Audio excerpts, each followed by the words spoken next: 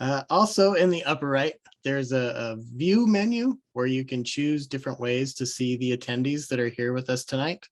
You can switch between that and scroll through the videos and see if you can see people that are in attendance that you know. During the event, if you have any comments or questions, please enter them in the chat box. We'll do our best to answer them for you. We have people monitoring that. We'll also be posting helpful links in the chat as we go along. And if you like what you hear when we're speaking, go ahead and use the reactions icon, which is generally in the bottom right-hand side of the interface, to give us a thumbs up or a clap or whatever one suits your mood. And one more quick update about the silent auction that we've got going this year through ClickBids. This is the platform that we're using so that you can be part of the auction action no matter where you are. And so I've got just a few tips about how to get involved on that. Make sure you check and visit the auction website and check out all the adventure packages, gear, and original artwork that's available for bidding this year. There's a link in the chat right now. We have some amazing experiences and art and great gear this year, including a 3-night stay for 2 at the Circle Bar Guest Ranch. Be sure to join the bidding on this one. This looks pretty amazing. You can also win a llama packing workshop and backcountry adventure from Access Wild. You'll learn all about packing with llamas in the backcountry. Then you get to enjoy a 3-day llama rental so you can explore the backcountry with your new backpacking companions doing all the heavy lifting, which sounds pretty amazing and fun and right up my alley. So I might have to bid on that one. The second auction, silent auction, closes tomorrow at noon again, so make sure you get your bids in before then. And we want to make a huge thank you to all the individuals, Wild Montana chapters, organizations, and businesses that have contributed to the auction. We couldn't have done it without you. If you haven't already, you can get your new Wild Montana branded gear, including our new Clean Canteen water bottles and insulated bottles on the silent auction site as well. They're just available for purchase, not for auction, and they're going fast. If you're new to WildFest, you should know that thanks to Helen Bowley, Wild Montana has a 36-year-old tradition of auctioning off slices of a homemade huckleberry pie at this event. Huckleberries need wild country to grow and thrive, and we need your support to continue to protect Montana's wild public lands and waters. We're not trying to mail slices of pie, that might get messy, but if you donate $100 or more via our silent auction platform or online at wildmontana.org/wildfest before noon tomorrow, we'll send you a huckleberry grizzlet from Home Ranch Bottoms in the Flathead Valley. Thank you to everyone who has already donated. I think we're up to around 17 or 18 of these that we need to mail out now. See Haley nodding, so that's pretty cool. And if you have done so, your huckleberry grizzlet will be arriving soon. We'd also like to thank our event sponsors, Allegra of Helena, Clearwater Credit Union, Valley Bank of Helena, Mystery Ranch, and Homelight for helping to make WildFest possible. That should about cover all the details, so let's get started. Without further ado, it's my pleasure to introduce Wild Montana's Executive Director, Ben Gabriel. Ben, take it away. Well, thank you, Bob, and welcome to WildFest 2021.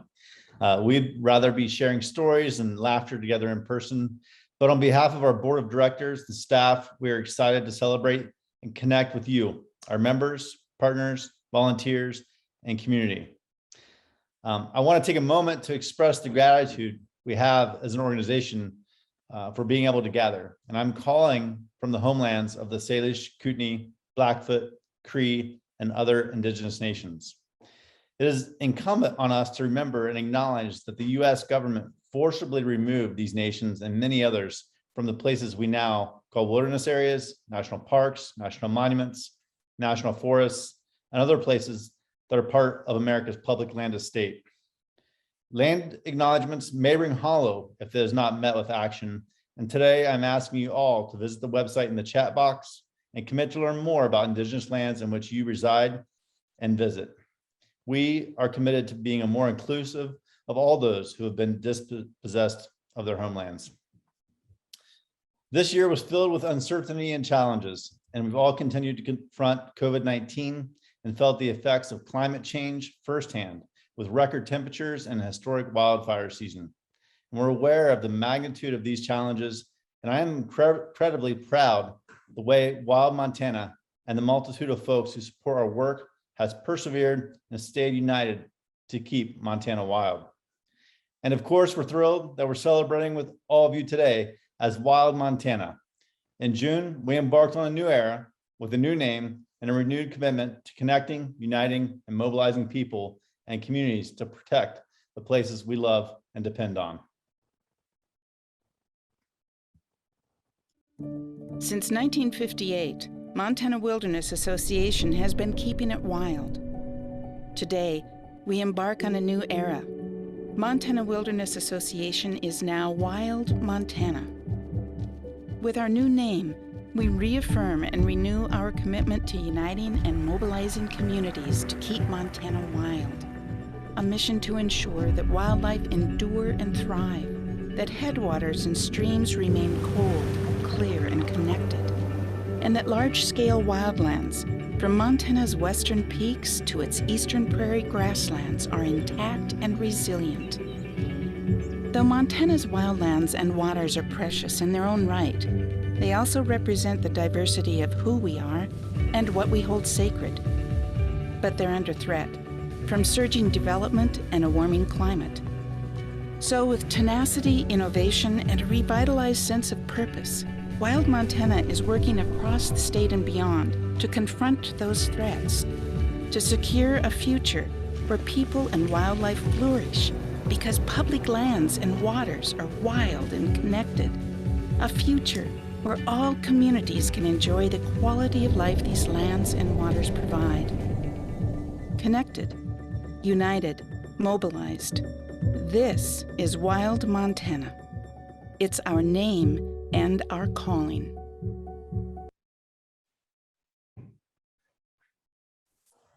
So we are so excited that you've embarked on this new era with us. Protecting wilderness remains at the core of what we do, but this past year is truly a testament to the breadth of our work. In the last 12 months, we've taken major strides towards passing the Blackfoot Clearwater Stewardship Act. We've led the way in Montana to reform outdated oil and gas leasing practices. We've roundly defeated attempts by the Montana State Legislature to attack public lands, and we've secured millions of dollars in new funding to support equitable access, wildlife habitat, and healthy communities. And we've committed to removing Jefferson Davis's names from Montana's public lands and help ensure that everyone, no matter where we're from or what color we are, feels welcome on our trails, our mountains, our rivers, and our forests. And I want to thank our members, volunteers, and supporters for helping us make these strides. You, our community, are the power behind Wild Montana. It's your passion and dedication to Montana's wildlands that drive this organization forward. I also want to thank our board of directors for its guidance and support in ensuring we achieve our most ambitious goal of protecting 2.4 million acres in the years ahead. Our board is chosen by Wild Montana members, and I'd like to thank every member who has participated in that voting process. And if you do want a voice in this year's election, you need to act fast. In just a week, Wild Montana members will begin voting for new board members. And it's my pleasure to introduce the 4 individuals who will be on the ballot this year: Tom Ross, Shane Doyle, Jeanette Hall, and Robin Saha. I also want to thank our 7 chapter boards for their work engaging communities across the state in support of our mission. We truly appreciate everything you do to help protect Montana's wild places, and I admire your passion and tireless dedication. And lastly, but definitely not least, I want to thank our staff, and I am truly honored and humbled to work with each of you. We're thrilled to be bringing new staff with fresh ideas and inspiration into Wild Montana's work, and I would like to introduce them briefly. Chris Sawicki joined Wild Montana in August as our Creative Services Manager. Haley Eakin joined the development team in July as Development and Engagement Manager, overseeing our membership program and more. And I'd like to extend a special thanks to Haley, who after only being with the organization for 3 months, has somehow managed to pull off the majority of planning to make WildFest happen. Finally, Maddie Munson joined the Wild Montana team this August as a field director located in Bozeman, and we're excited to have Maddie on board, and she's already bringing fresh perspectives to our work in South Central Montana. Throughout the year, we've also had a few staff transitions. Aubrey Bertram has shifted into the role of staff attorney, leading our work to reform oil and gas leasing policies. Aaron Clark was promoted to senior field director, taking on greater responsibility throughout Western Montana. And then I'd like to say thank you and farewell to Kasha Rangio.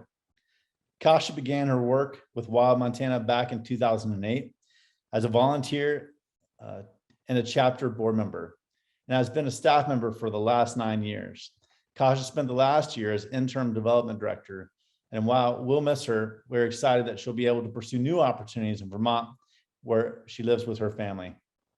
As of October 1st, we've promoted Kate Geranios to development director, and I'd like to officially welcome Kate to this new role, and I'm thrilled that she'll be leading our development efforts. And finally, many of you know that Amy Robinson resigned in January to pursue new opportunities and spend time with her growing family. In the spring, Emily Cleveland, who's been our Southwest Montana field director and senior field director, was promoted to fill the role as conservation director. And at this time, I'd like to introduce Emily to share some highlights of our accomplishments and work over the past year. Thanks, Ben. This is an exciting time for the organization. Over the past year, we've gotten multiple proactive campaigns ready for national action, and we're creating new paths forward to capitalize on a renewed national commitment to protect public lands, clean water, and healthy communities. Our work on forest plan revisions has resulted in some huge advances for conservation. The Custer-Gallatin Forest Plan, which is set to be finalized this fall, is likely to have some significant aspects of the Gallatin Forest Partnership Agreement, which provides protections for the headwaters of Bozeman's drinking water supply and 240,000 acres of important wildlife habitat from the boundary of Yellowstone National Park north. The plan's also likely to protect cultural values in the Awahapia or Crazy Mountains, including recommended wilderness in the Crazies for the first time, and new recommended wilderness in non-motorized areas in the Pryor Mountains. So we're expecting some pretty exciting outcomes from that forest plan.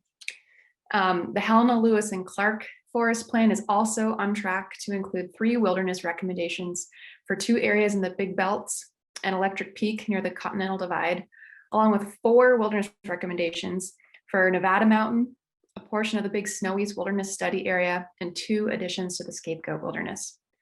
The release of these final decisions on these plans keeps being delayed, but we expect to see these protections come out when the plans are released later this fall, and that will be something to celebrate. We've also seen exciting progress in the community momentum behind the Lincoln Prosperity Partnership, which advocates for legislation to protect 56,000 acres as wilderness designations and 63,000 acres of conservation management areas. In February, the Lincoln Community Council shared the legislative language with Montana's delegation and requested a bill be introduced, which we're hopeful will happen in the near future. Our work to reform the broken oil and gas leasing system on public lands is a new program that could have a huge impact on Montana. We've been working to elevate this issue with the public and decision makers and to build support for reforms to update the antiquated system, which doesn't give a fair return to taxpayers and threatens our wildlands and waters. And I'm excited to share some breaking news with you tonight regarding the Blackfoot Clearwater Stewardship Act, which was reintroduced just months ago into the new congressional session by Senator Jon Tester. The news just released less than 2 hours ago is that the bill will receive a hearing in the Senate Energy and Natural Resources Committee on October 19th. The bill is backed by more than 170 businesses and community leaders and 75% of Montanans, and this hearing is a major step towards passage. So that's huge, and we'll be asking you all to come forward between now and the hearing to show your support through calls to our senators. Overall this year, we've engaged 3,364 people in taking action on our campaigns, including 2,592 people who were brand new action takers. Our members and supporters really drive our advocacy, and we couldn't do what we do without you. So thank you to everyone who has supported our work over the last year. And I'm excited to see what we can accomplish together in the year ahead. And now I will hand the mic over to Noah Marion, our State Policy Director and Legislative Lobbyist, to talk about our work on wild public lands and waters at the Montana state level. Thanks, Emily, and thanks everyone for joining WildFest today. So last January, the 67th legislature began with a lot of questions about the future of wildlands and conservation in Montana.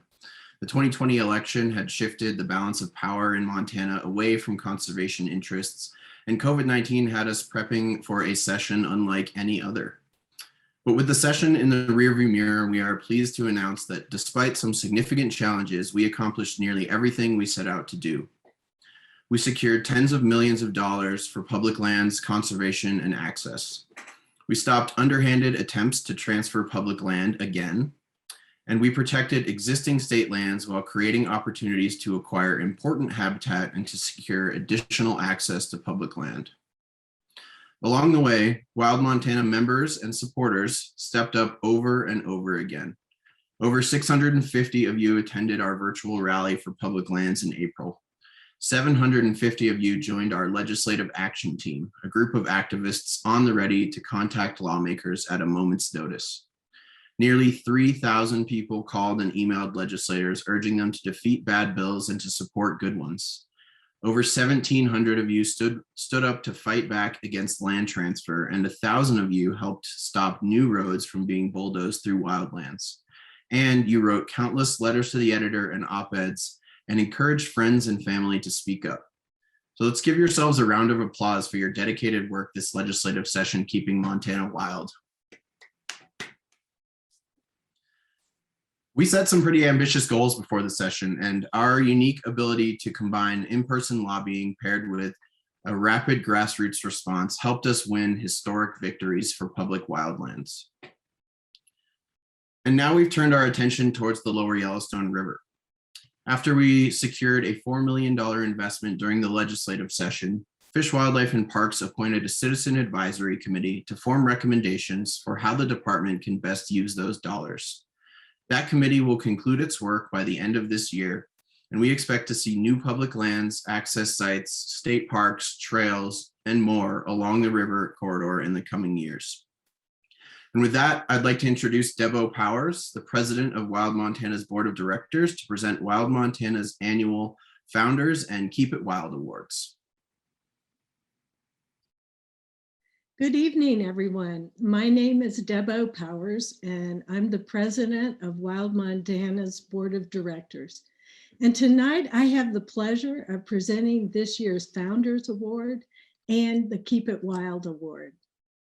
The Founders Award goes to the individual or group who best exemplifies outstanding and enduring dedication to the protection of Montana's wild public lands and waters. So this year's Founders Award goes to the Blackfoot Clearwater Stewardship Project Steering Committee.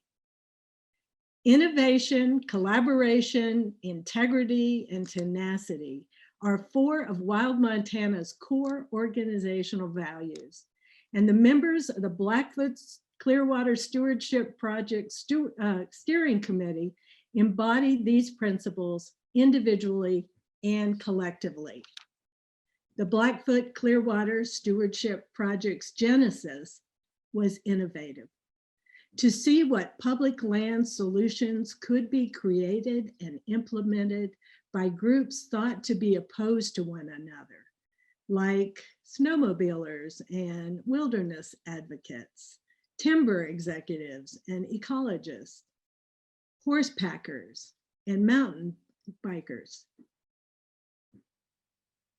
Yet they gathered around the table in Seeley Lake to talk.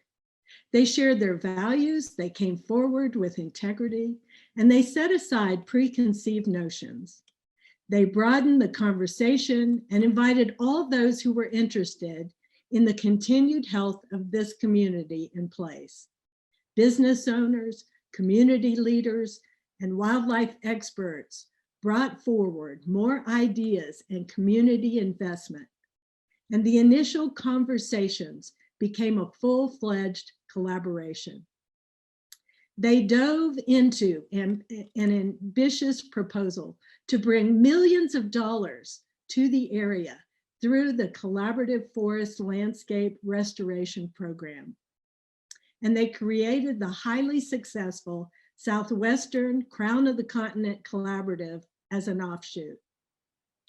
Over a decade, this offshoot has brought in more than $90 million in forest management and restoration investments to the Seeley Lake and Ovando areas. It has created and sustained more than 150 jobs, restored over 200 miles of streams, and improved an incredible 3,431 miles of trail. Remarkable, right? This, however, was not all that this group set out to accomplish. It has tenaciously pursued another historic outcome, the passage of federal legislation to designate nearly 80,000 acres of wilderness additions to the Bob Marshall, Scapegoat, and Mission Mountains wilderness areas, and the creation of 2 recreation areas for mountain biking and winter motorized use. This legislation is called the Blackfoot Clearwater Stewardship Act, and we're grateful to Senator John Tester for his commitment to this bill and his leadership in Congress. It's been nearly 2 decades since the steering committee began to pursue public land solutions for their community, and their dedication has not wavered or waned. It has weathered every challenge and every bump in the road. And with the steering committee's continued leadership, we will pass the Blackfoot Clearwater Stewardship Act. We honor the members of the Blackfoot Clearwater Stewardship Project Steering Committee today for what their vision, their commitment, and the achievements already realized, and for what they continue to drive in Washington, D.C. So I'm incredibly pleased to present the Wild Montana Founders Award to the Blackfoot Clearwater Stewardship Project Steering Committee. And those people are Lee Bowman, Smoke Esser, John Hoffler, Adrene Marks, Karen Miskey, Mac Long, Connie Long, Tim Love, Roger Marshall, Jack Rich, Shannon Rich, Gordy Sanders, and Jim Stone. Special thanks also to all the additional committee members who have contributed to the Blackfoot Clearwater Stewardship Act over the last 2 decades. Let's take a moment to appreciate all the individuals, nonprofit organizations, and local businesses and civic organizations who have contributed to this effort. Now let's watch a short video of the important work this committee has been spearheading for the past decade.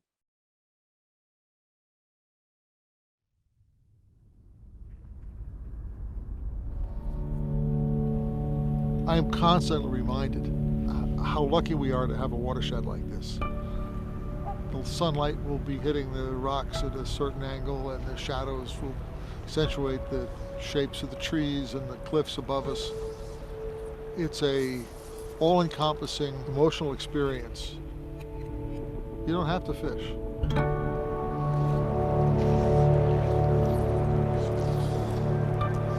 I'm the 4th generation of the Ebarl Guest Ranch. My great-grandparents started it in the early 1900s.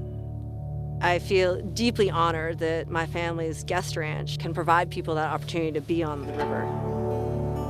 In my lifetime, the river has gone from this threatened piece of water with a degraded fishery back to the hallowed waters of Norman McLean's A River Runs Through It.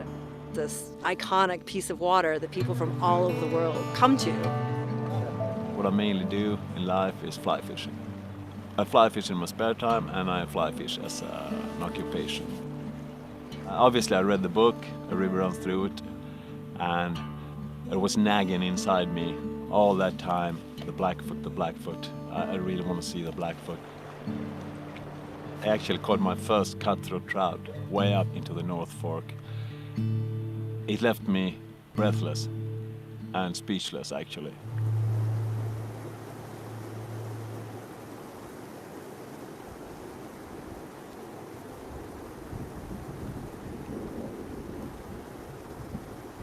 You know, whether you're looking up Montour Creek, up the North Fork, up the Clearwater, they're full of game. They're all crystal clear water. Trout in them are all wild, they're all native. They were born there. You don't find that almost anywhere else. The population of fish in the mainstem Blackfoot is directly correlated to how well our tributaries are functioning. These fish require cold, clean, complex, and connected habitat. And when you look at over 200 streams, the North Fork, Montour Creek, West Fork Clearwater, Morrell Creek, these are the cream of the crop. These are in the top 10 for protecting West Slope cutthroat and bull trout. These watersheds in this landscape used to have bull trout pretty much throughout. A lot of the areas that are protected in the Blackfoot Clearwater Stewardship Act are key places for bull trout protection and in turn protection for a lot of other species at the same time. People don't need to care about bull trout. You can care about grizzly bears or wolverine or West Slope cutthroat trout or any of these other species, and they're all basically benefiting from the same action that needs to be taken. The reason that we focus on bull trout is because they're such a good indicator of environmental quality and whether the rest of the food web is doing well. One thing that's really important is that we have connectivity and that we have an intact, high-quality headwater areas that protects water quality, protects natural hydrology. The tributaries are the lifeblood to the river. That's where the majority of the spawning is taking place. These tributaries coming off the mountains are really important to protecting recruitment of our native fish into the big river system. With our goal of recovering these fish at a landscape scale, it's really important that the habitat is there to support these fish. The Blackfoot Clearwater Stewardship Act is critically important to maintaining the quality long-term of the entire watershed. There's a lot of sections of the watershed that are in great shape, but with great opportunities for them to lose that great conditions.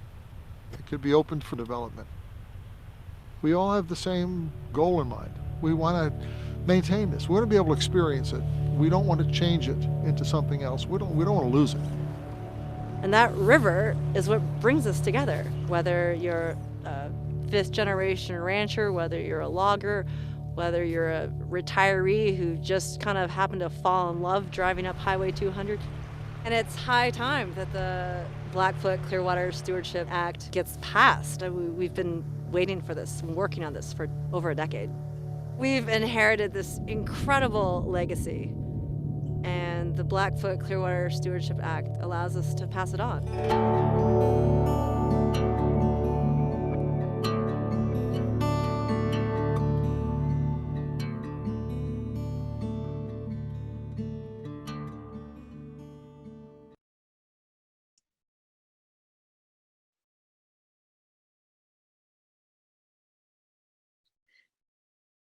It's a great video. The work that the steering committee has done over the past decade demonstrates remarkable dedication to wildlands conservation.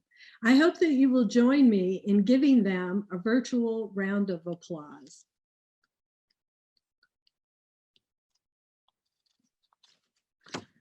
And next, I'm honored to present this year's Keep It Wild Award. This award is given to a young person or group who has exemplified outstanding dedication to the mission of Wild Montana throughout the past year. I'm thrilled to present this award to our 2021 Northwest Montana Volunteer Wilderness Ranger, Phoebe Mather. Phoebe is a student at the University of Montana, majoring in geoscience and GIS. Back in 2020, Phoebe spent the summer as a Wilderness Ranger Fellow in the Selway Bitterroot Wilderness and the Frank Church River of No Return Wilderness. There, she learned the fine art of crosscut saw, honed her leave no trace skills, and helped educate visitors on wilderness values. This experience made Phoebe an obvious fit for Flathead Kootenai's chapter's 2021 Wilderness Ranger position, formed in partnership with the Kootenai National Forest. Phoebe spent the summer clearing trails in the Cabinet Mountain Wilderness, working alongside the Cabinet Ranger District Trail Crew and patrolling the backcountry. She thrived in her role, overcoming this year's intense heat with creek dips and lake swimming in the cool, restorative waters of the Cabinet Mountains. Phoebe logged over 250 solo miles on the trail and never failed to impress her peers at the Forest Service. It is our hope that Phoebe will be able to take this summer's experience and our glowing recommendation and find herself a dream job outdoors after graduation. Thanks, Phoebe, for all your work. And speaking of being out on trails, I'm going to hand things over to Stewardship Manager Sunny Mazzullo to take the floor and update us on this year's trail season. Sunny. All right, good evening, everybody. Thanks for turning out. In 2021, this summer, our stewardship volunteers turned out in droves.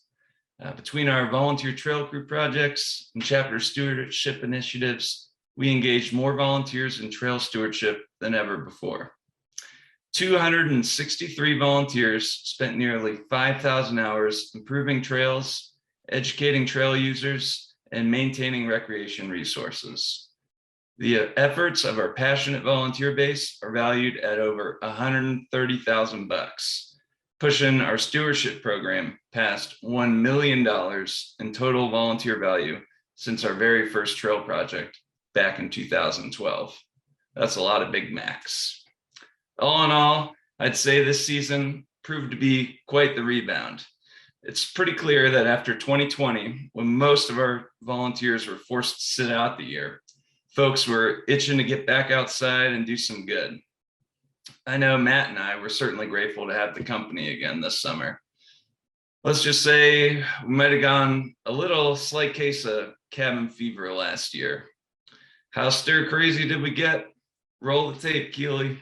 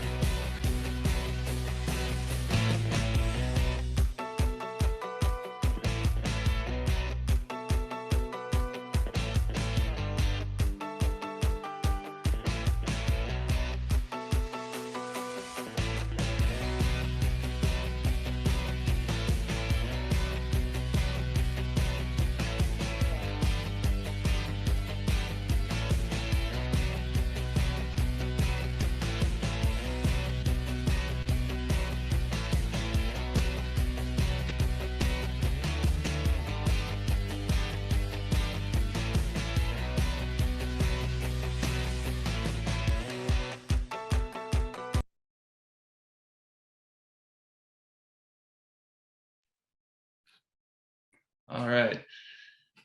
I'll give you all a second to pull yourselves off the floor. I know you're all rolling around laughing.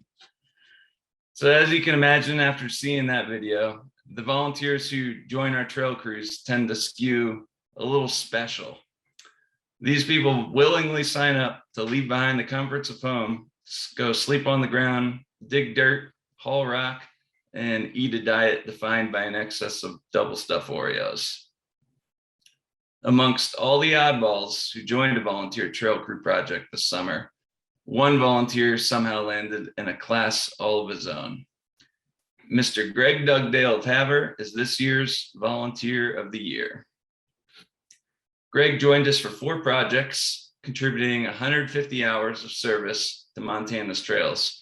He built a reroute in the Beartooth, cleared trail in the Snowcrest Range, worked alongside a grouse in the Pintlers, and spent a weekend in the Scapegoat trying to convince our crew that tofu should forever be banned from the Bob.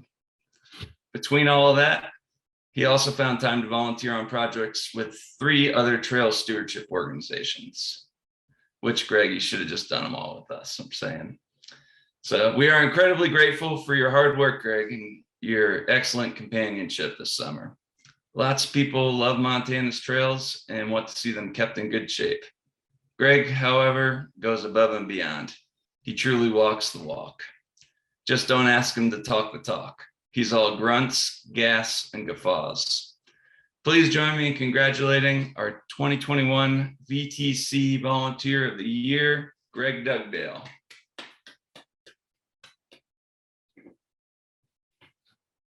All right, I'm going to stay on your camera for a little while longer. Next up, we have our Brass Lanterns to award.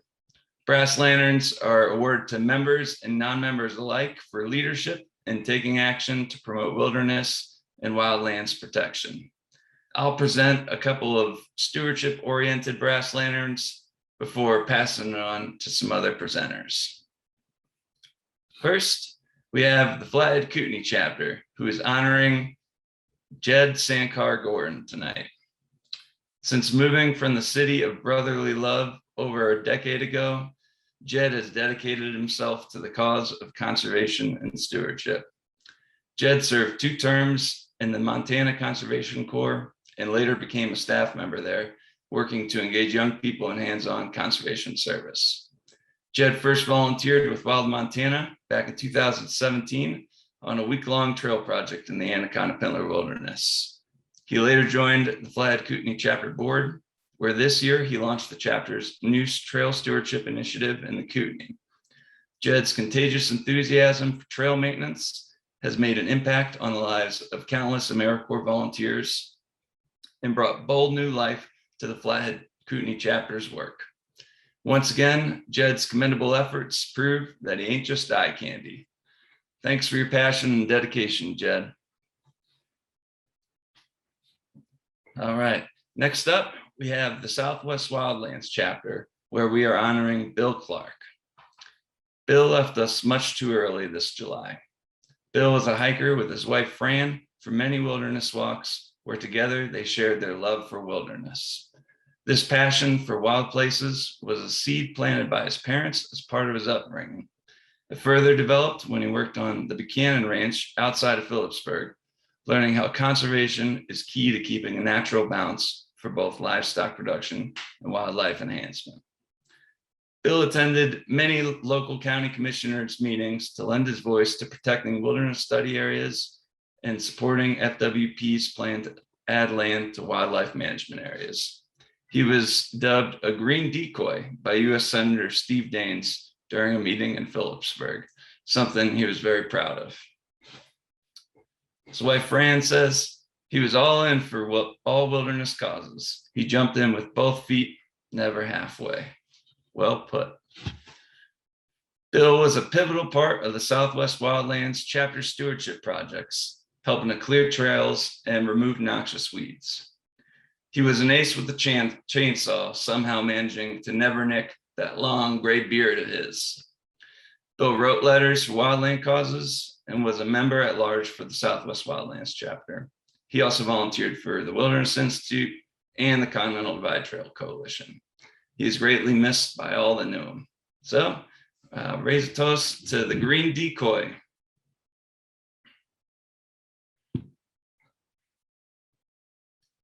All right, I'll kick it to Aaron Clark, our Senior Field Director out of Missoula, to present the next award. Thank you very much, Sunny. I'm delighted to have the opportunity tonight to recognize Mike Young from the Shining Mountains chapter.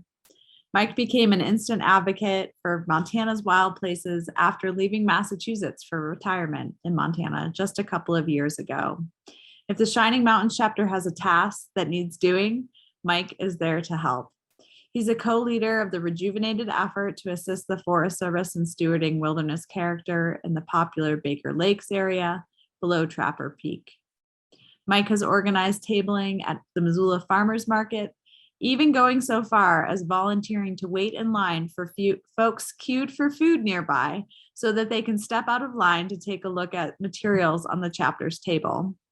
He served on the chapter's events committee and figured out ways to maintain interest in all things wild, even during a pandemic and delivery of the events. On top of all that, this summer, Mike led a wilderness walk in the Sapphires Wilderness Study area, co-led another 2 wilderness walks, and joined 2 volunteer trail crew projects in the Cabinet and Absaroka Mountains. Thanks, Mike, for all you've done to keep Montana wild. Now let's hear from Field Director Maddie Munson in the Madison-Gallatin area.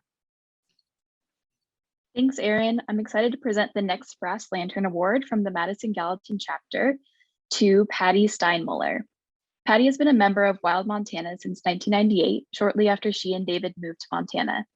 Always active in the Madison-Gallatin chapter, Patty was first elected to Wild Montana's Board of Directors in 2013 and has served on the board in various capacities, including most recently as the board secretary.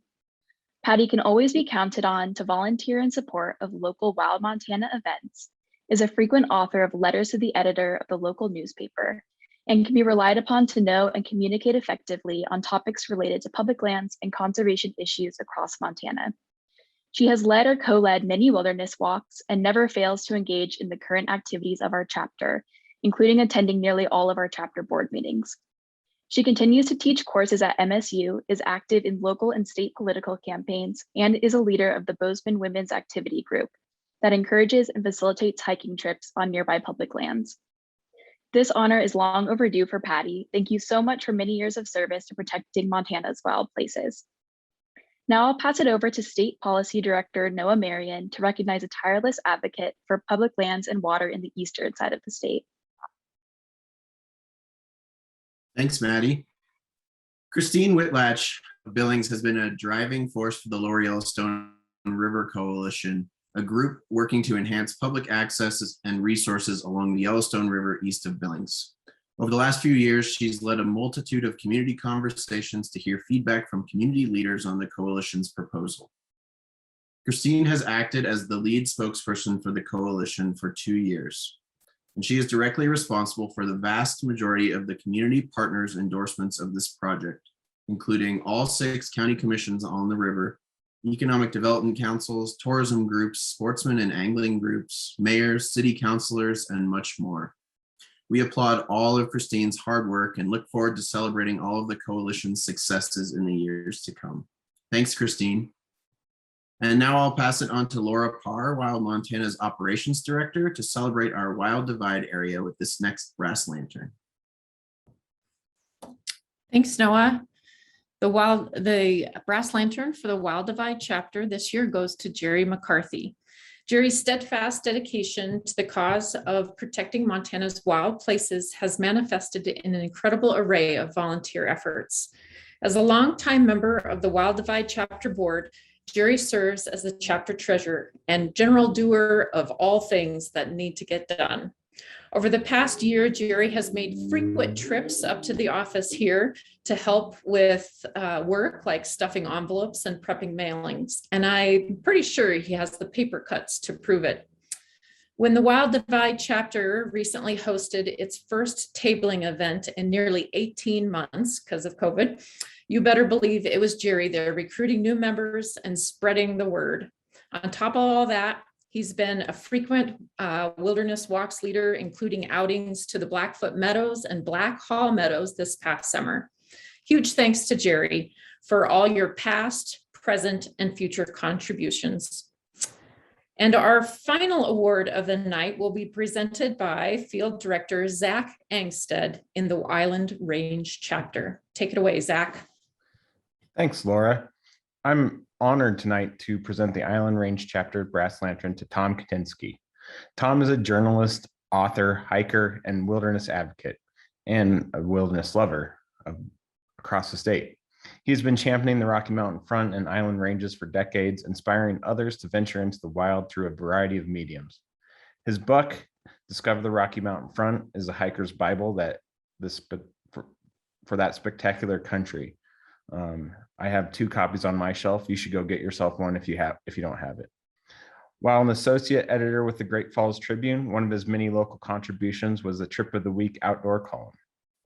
His ongoing blog, Out There with Tom, shares weekly hiking and backcountry skiing adventures. Tom continues to mentor those interested in enjoying and advocating for wildlands. Over the years, he's been a passionate wilderness walks leader and a great help to the chapter board. He has proven to be an Island Range treasure. Thanks for helping light the way into the wilderness all these years, Tom. You're truly deserving. As Laura mentioned, that's our final award for tonight. Before we jump to our next, Noah has a very important message for us all. Thanks, Zach. And wow, what an amazing group of people and accomplishments. So right now we have a chance to take action for the future of our wild places all across the state. Redistricting is happening now and happens every 10 years after the census. And it's the process that we use to draw the district lines for our elected officials from the United States House to the state legislature. Essentially, redistricting is our once-in-a-decade opportunity to draw fair, just, and equitable districts that truly represent our values, our neighborhoods, and our communities. This process gives us a chance to elect leaders who share a commitment to protecting those values, like keeping our public lands wild. This year, Montana gained a new seat in the United States House of Representatives, and Montana's Independent Districting Commission is accepting public comments through October 18th on potential new congressional district maps. Please take a moment to sign our pledge to comment for fair maps that keep our communities together. Look for the link in the chat to get started, and if you have any more questions about redistricting, consider joining that breakout room later this evening. Thank you so much for standing up for our public lands. And now I'll pass it back to Bob to lead us into the next part of tonight's program. Awesome. Thank you so much, Noah. And thank you, every one of you. It's kind of jaw-dropping to see the level of dedication and service that you all have to our shared mission to Montana's wild public lands and waters. A little bit speechless, actually. It's fantastic. So we just wanted to thank you all for being such outstanding advocates, amazing volunteers, and dedicated members. We're honored to be tasked with the full-time job of helping us all fulfill this mission. One more quick reminder about the silent auction closing tomorrow at noon Montana time. We still have some amazing auction items that are still up for bid and have great deals on them too. There's a party bus, quite frankly, a lot of us are eyeballing. So head on over to the site and check it out and make sure you don't get outbid. Sorry, everybody, for giving away our secret plan to take over the party bus, but yeah, sorry. In the auction this year, we have 2 spots for 2 people on the Cultural Hike Workshop by Iron Sheild Collective, generously donated by the Island Range chapter. Island Sheild Collective was founded by a past Wild Montana fellow, Leilani Upham, who's here this evening. If you'd like to learn more about Leilani's work, check out her breakout room with Field Director Zach Angstead in just a little bit. Also, there are some scrumptious huckleberry grizzlettes from Home Ranch Bottoms with your name on them. Make a donation of $100 or more via our silent auction platform or at wildmontana.org/wildfest before noon tomorrow, and you will receive a huckleberry grizzlette made fresh with huckleberries from the Flathead Valley. Thank you again to those who have already donated. So far, you have all blown past our goal of $10,000, and we are well on our way to $20,000 tonight, raised in support of programs and campaigns that will help Wild Montana continue to advocate for the wild places you love. That's amazing. Thank you so much. And finally, for those of you who are not currently a member of Wild Montana, we welcome you to join our community of advocates for Montana's wild public lands and waters. You can become a member by visiting wildmontana.org/join. And there is a link coming up in the chat that you can just use. I'm sorry, I misspoke earlier. Thanks for everybody in the chat. Iron Shield Creative, not Collective. You can learn more about that from Leilani in the breakout room in a little bit. And speaking of that, it's now time to jump into our breakout sessions. To learn more about Wild Montana's campaigns and programs, or to join me for campfire story time. In a minute here, though, you'll be able to select which breakout room you want to join. Unfortunately, you can only choose one breakout to attend tonight, so choose wisely. All breakout sessions will be recorded, however, and shared with you all post-event. And so taking a few minutes to review your options. In room 1, we'll be discussing oil and gas legislation and the lower Yellowstone River. In room 2, we'll be discussing the Lincoln Prosperity Proposal and an update from our 2019 Native Fellow. And in room 3, the Gallatin Forest Partnership and Ruby Valley Strategic Alliance will be discussed. In room 4, Flathead Recreation Planning and the Blackfoot Clearwater Stewardship Act will be discussed. In room 5, we'll be informing you more about what we're doing on our work with redistricting. And in room 6, we'll be celebrating all things stewardship and passing that amazing milestone of $1 million of volunteer hours equivalent being passed this last year. And in room 7, we'll be sharing some books. So if you want some lighter fare, I'll see you there. But before we jump into the rooms, let's go over some logistics. When Darlene opens them in a few seconds, you'll see an icon down at the bottom. It says breakout rooms. You can click on that to just get to the one that you want to join. But remember, these are going to be recorded to share with everybody later. So turn off your camera if you're not comfortable with that. I don't know how you're supposed to decide, Zach. It's kind of a tough choice. That's right. Follow your heart. So when you, remember to turn off your camera if you're not comfortable being recorded. But when you want to, you can click on breakout rooms, and then that opens up a list of breakout rooms. And it's not super obvious, but if you hover over the breakout room and go over to the right-hand side over the number that's to the right of it, it'll change to the word join. Then you can click on that, and then it'll ask you to confirm your choice. And then in a few minutes, the system will process and put you into your breakout rooms. And then you can unmute yourself and visit wholeheartedly.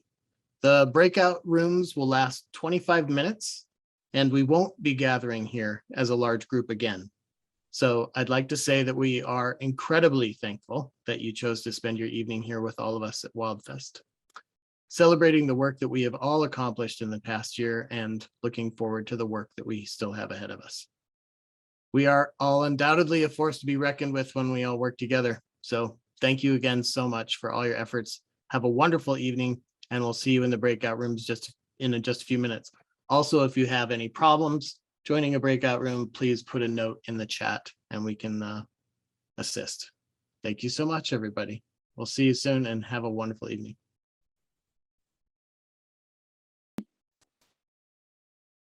So don't forget, it's going to be recorded.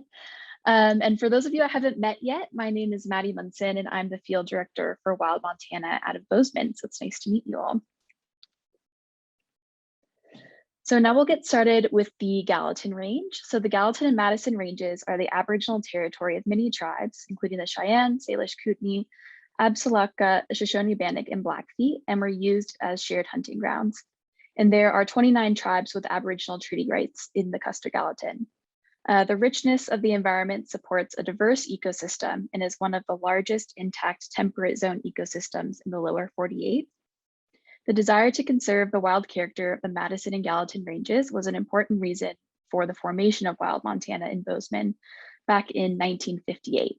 So for the past 63 years, Wild Montana has been working to protect the Madison and Gallatins and preserve what makes them so special. Today, the Gallatins are still the last range adjacent to Yellowstone National Park that have not been permanently protected.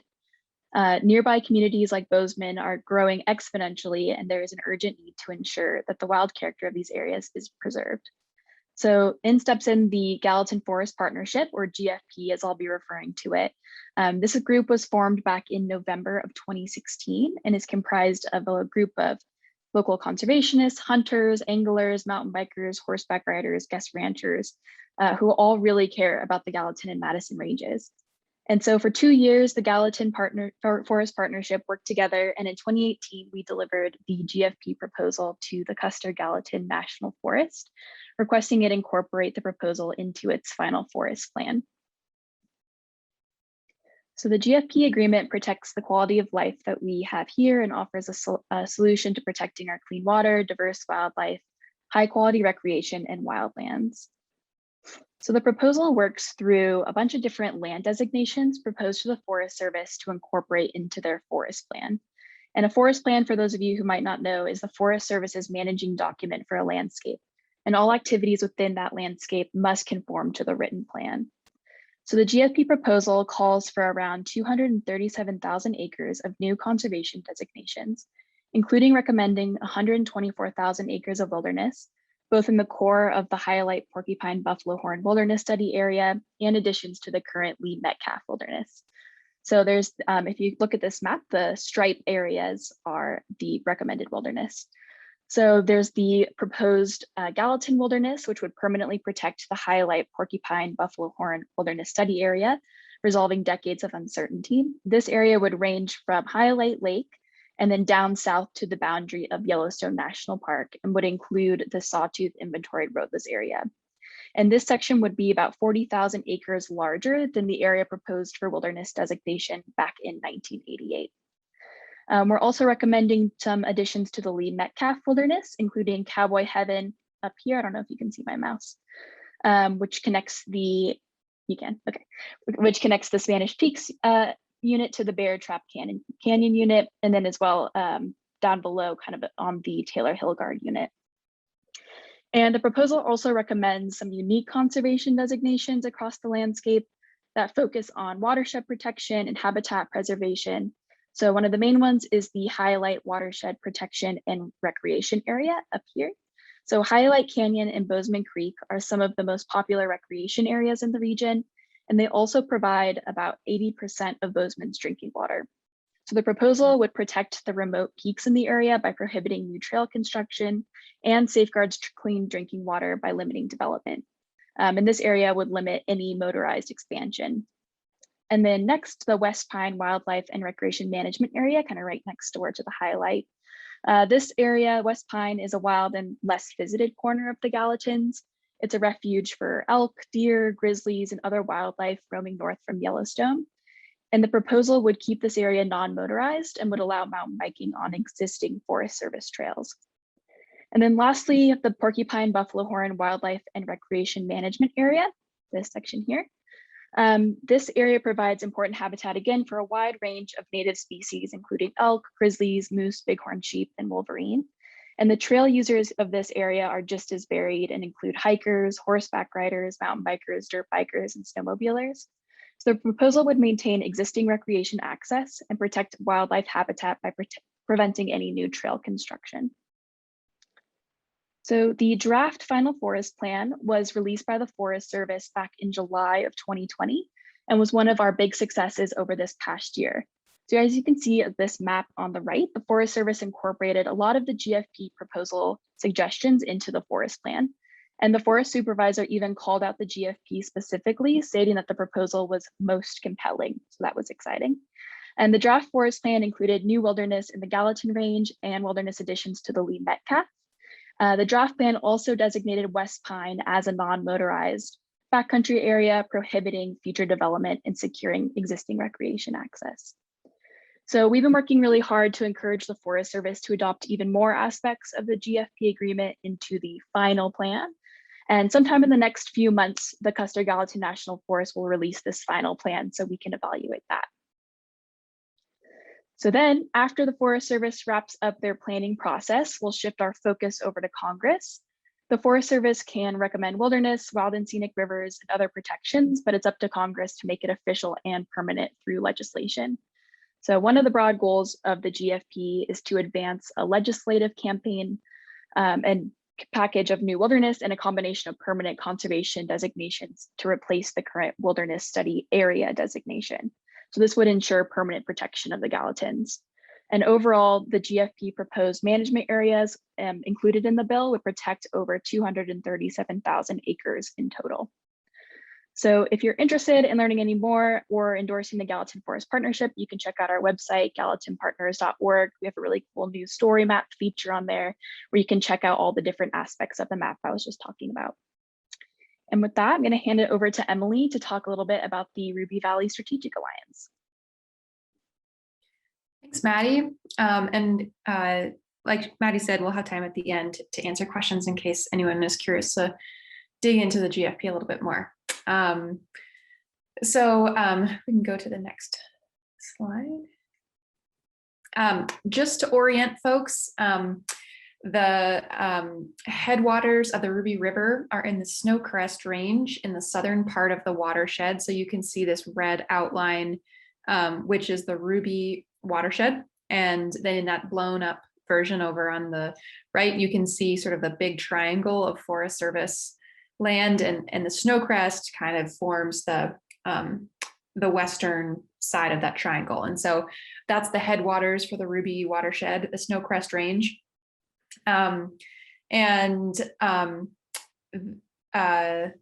Let's see, there's also, you can see from this map, a lot of different land ownership in this area. So you've got Forest Service land, state park, wildlife management areas, a lot of BLM land, and then a significant amount of private land down in the valley bottom. So the goal of the Ruby Valley Strategic Alliance is to think about how water, open space, and livelihoods are connected across all of these land ownership boundaries. The Ruby Valley Strategic Alliance collaborative group was formed formally to recognize that keeping both working ranches and public lands viable and intact achieves long-term conservation goals. And by understanding our shared values and committing to positive dialogue with each other, we strive to maintain and enhance the stewardship and management of the greater Ruby landscape so that we can all continue to experience the open space and wild lands that are so characteristic of this part of the state. And so we can move on to the next slide. So this is a little bit more detail on the Snowcrest Range. This map also shows the designations that make up the Snowcrest Agreement, which is a collaborative agreement that would protect nearly 80,000 acres of wilderness, that dark green color, and more than 26,000 acres of special management areas, that the other colors on the flanks of the range. And the agreement was first reached in 2016 amidst discussions around the Forest Jobs and Recreation Act. And today, this group hopes to advance this agreement through standalone legislation. So you can go to the next slide. This is just to give you guys a sense of this landscape. This is sort of a view into the core of the Snowcrest. This would be part of what would be wilderness in the Snowcrest Agreement. Over the past year, the group has been kind of struggling with the challenges of COVID, trying to persevere when we weren't able to meet in person, doing a lot of online virtual meetings. But you can go to the next slide.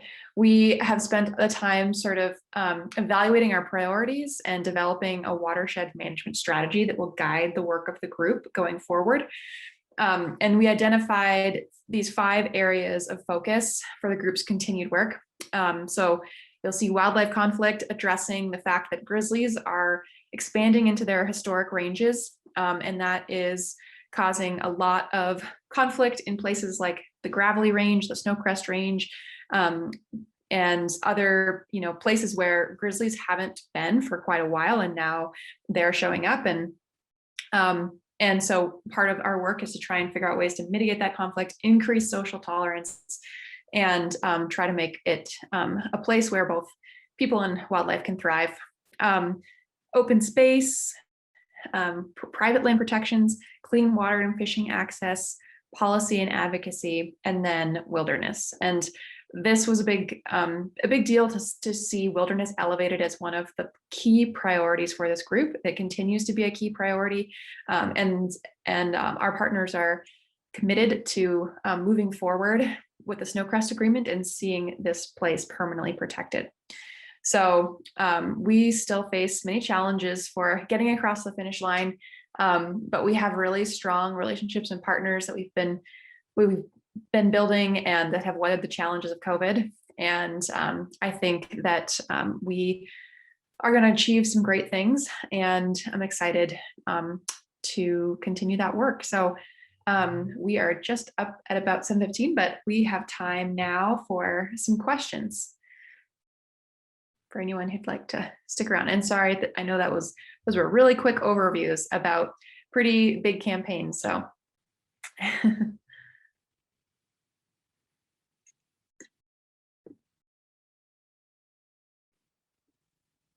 you can either come off mute or put a question in the chat, either way, if anyone has any questions.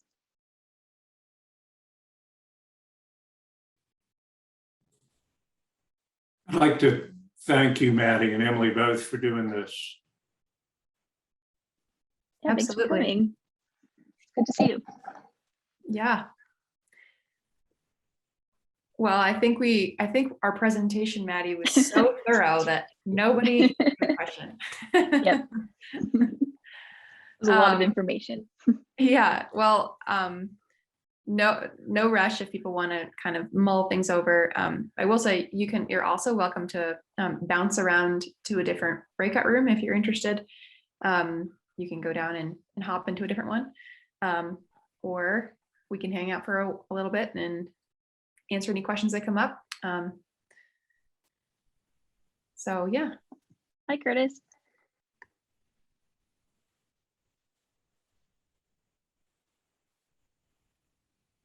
Are you trying to unmute yourself?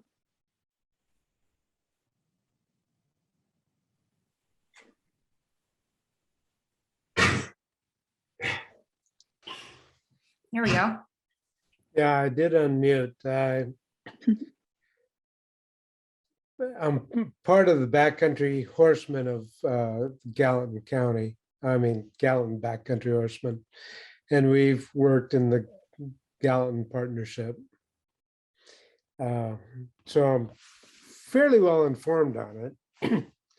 I don't have too many questions about that.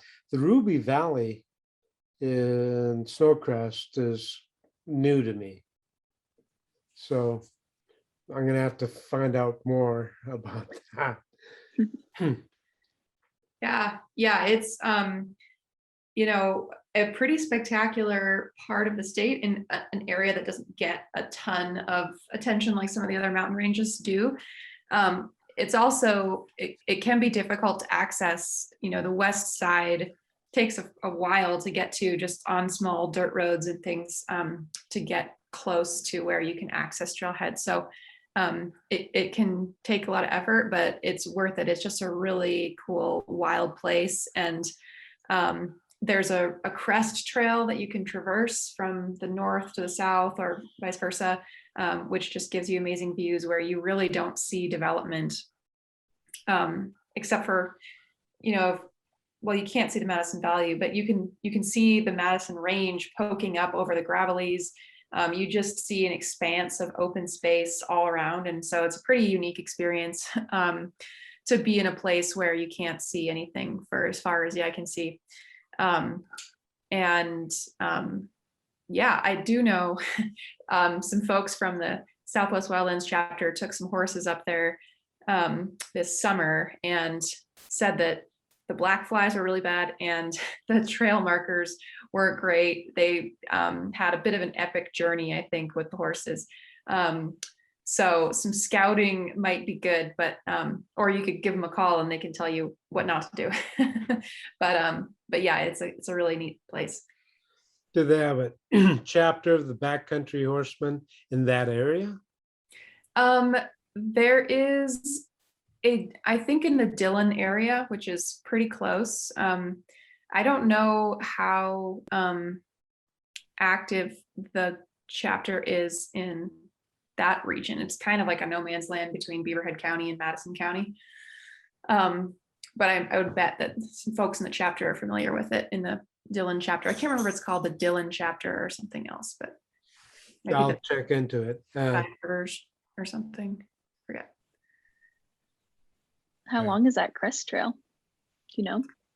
Oh, good question. It might be, I can't remember. I would just be guessing, but I know it's like it can be like a 3-day trip. Yeah, go the whole length. How big is the proposed wilderness area there? So the proposed wilderness in our agreement would be 80,000 acres. Well, just about 80,000 acres. But that whole area is recommended for wilderness in the forest plan. Is it presently in a wilderness study area? It's not in a wilderness study area, although there is a little section of BLM wilderness study area that's adjacent to it, called the East Fork Blacktail Deer Creek Wilderness Study Area. So that is part of our agreement. We'd like to see that WSA protected as a conservation management area as part of the agreement, but the Forest Service land is just recommended wilderness. It's not a WSA. That's a difficult lift to get from no designation. I mean, the wilderness study areas have been in Never Never Land for decades. Mm-hmm. And I know. it's hard to push that forward, to take an area that's not even designated that and try to elevate it to wilderness is going to be a hard lift. Yeah, it will. I mean, we have a lot of local ranchers, conservation district, folks like that who support this agreement, who are part of the Ruby Valley Strategic Alliance, and they're behind our agreement. So that helps, but yeah, it's still a challenge, you know, whenever you're talking about legislation. I think the biggest hesitation locally is just they don't want it to be discovered and become a destination on the map, where sometimes you see places get really busy once they get the attention of a designation. So, but otherwise, I think there's a lot of agreement that they want that place to be protected and stay wild. So that's at least that's a strength for us, having those good partners. Gives me a new location to go explore. Yeah. Hey, Emily, are there any groups over there that are organized or somewhat organized in opposition to the Strategic Alliance? No. Okay. I would imagine if we had a legislative proposal out there, that there could be, you know, motorized recreation groups who would be opposed, but right, I mean, it wouldn't affect any motorized access. This area isn't open to motorized use right now. So there's no one who would be facing, you know, losing anything from losing access or anything like that. Is the Forest Service enforcing the no mechanized access on the recommended wilderness areas that they have now? I think so. I think, you know, it's there's a lot of motorized use in the Gravelies, like just across the valley. So I think most people go over there. So I don't think it's a big problem. You know, it could be something that happens here and there, but I haven't been aware of any concerns around it. There is some motorized use that happens for the grazing operations around there, but it's limited and it's not recreation. Would wilderness designation take away grazing rights for ranchers that would raise up opposition? No, and that's part of why they're on board. It's also part of why we kind of have the conservation management areas in the lower elevation of the range, though, because in those areas they have a lot of the grazing infrastructure, like their cow camps where they ship calves, and some of that infrastructure that they just want to have more flexibility to be able to maintain. And so they just, most of their grazing operation currently in the higher wilderness proposed area is all on horseback anyways. And so it wouldn't impact, the Wilderness Act doesn't impact grazing. And the language is intended to allow even, occasional motorized use if it's absolutely necessary. But it has to go through a series of approval processes with the agency. And so the group decided that it made sense to have wilderness in the higher areas where it's mostly horseback range riders, and then in the lower areas where there is that infrastructure to have a conservation management area, which would still essentially have all of the same protections, except more clear language about maintaining grazing infrastructure. Would the motorized group object because they are presently using the higher country single track for dirt bike use, and are They're the trails not amenable to it? The trails are really primitive. They don't get a lot of use. And so, and it's also closed to motorized use currently. That whole range, that whole side of the valley is closed. So they're not in there now, at least legally. Good. Yeah. It's hard to turn it back. Once you're there, you can't get them out. Yeah, exactly. So, we're just trying to hold on to what we have at this point. Well, our looks like our breakout room is about to close here in 54 seconds. So before we get rudely kicked out, I just want to thank you guys for joining. If you have any questions or follow up about either Maddie or my presentation, don't hesitate to just shoot us an email. And I hope you guys have a great evening. Wow, thank you everyone for joining our breakout. I'm really excited for Leilani to be joining us. My name is Zach Angstead. I'm a field director for Wild Montana based in Great Falls. I want to thank Leilani for being here. I'm really excited about what she's doing with Iron Shield Creative. It's such a really cool project. If nothing else, you should follow her on Facebook and Instagram. I really enjoyed their posts. And I'm excited to hear what she has to share with us tonight about her business and what she's been up to since her fellowship. Before that, I'm going to give a quick update on the Lincoln Prosperity Proposal and how we are working to turn that proposal into legislation. After we both present, we'll open it up to questions and then we'll go from there. So the Lincoln Prosperity Proposal is a proposal put together by the folks from Lincoln and surrounding communities to really make decisions for the Forest Service lands that surround Lincoln. In all, it encompasses about 200,000 acres. That will do a few different things, and I'll go over that in a minute. But really the important thing about the Lincoln Prosperity Proposal is that it was developed by the people of Lincoln. It has people, the steering committee has people that are ranchers, that are outfitters. There's mountain bikers, dirt bikers, folks like me from Wild Montana, or the infamous John Gatchell, who have really spearheaded the effort. We're about the 6-year point. People have been working on it for 6 years, and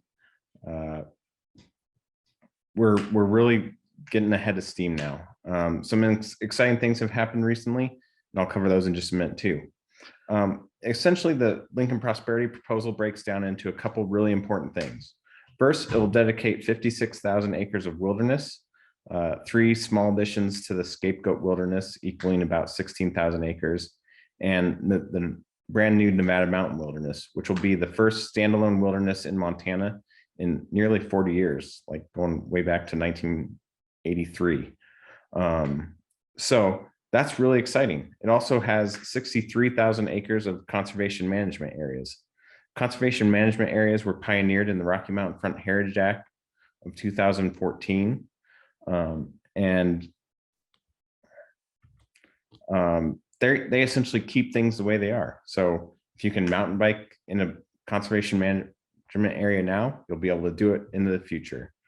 It also will prevent catastrophic wildfire from running over the town of Lincoln, something that is becoming more and more important as the climate changes and as our fire seasons become longer and more dangerous.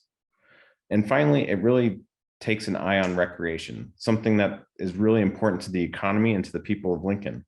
It will protect areas, or it will maintain areas for motorized users, so they don't have to worry about losing certain areas in travel management plans in the future.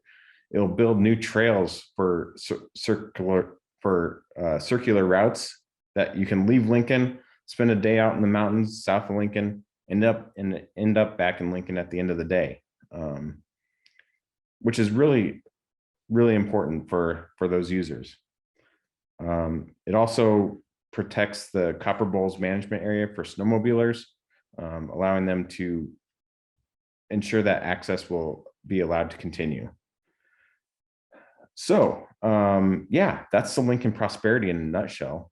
Some really fun or exciting updates in this late spring. The Upper Blackfoot Community Council, essentially the Lincoln Community Council, sent a letter to our delegation, so Senator Dane, Senator Tester, and Representative Rosedale, asking them to support the Lincoln Prosperity proposal, and if they like what they see, to introduce it as legislation to really prepare or to protect these areas. So yeah, so that's the Lincoln Prosperity proposal in a nutshell. Please feel free to ask questions when we're done. But for now, I'm really excited to hear from Leilani about Iron Shield Creative, what she's up to, and what she's been up to since she was a fellow for Wild Montana, then Montana Wilderness Association, in 2019. So Leilani, over to you. Thank you, Zach. Hey, everybody. Great to see you all again. Haley, hi, haven't met you before. Hi, nice to meet you, Leilani. You too. And Darlene, I don't think I met you before. Hi. Keely, great to see you. I love that you like my Instagram.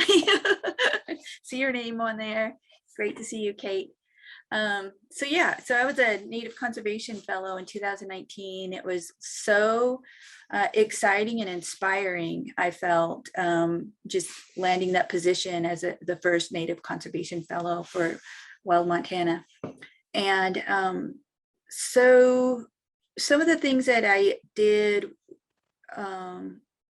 during my time there, and I'm trying to think how long was I there? It wasn't quite a year, but there was a few projects I was working on, and one was with Matt, and it was really exciting. And I'm hoping that somehow, some way, there'll be some funding to finish that project. And I know the pandemic didn't help at all either. So 2019, I was there. We were working on a project of developing a community project and collaborating with, I think it was it the Montana Conservation Corps group? And it was called the Begunny Land Crew, and just getting young people on the Blackfoot Reservation to work on, I think, trail cleanup and management and things like that. So the project was having that group of students work during their 10-week